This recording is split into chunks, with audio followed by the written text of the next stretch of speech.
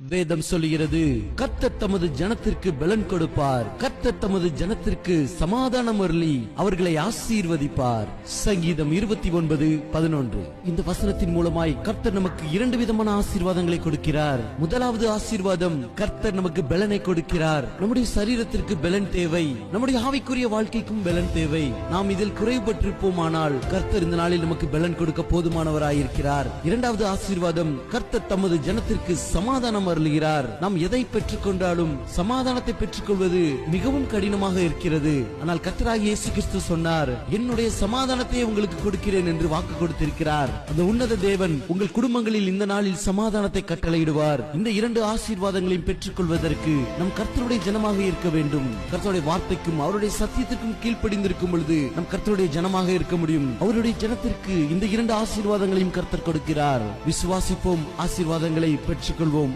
ஆமென்.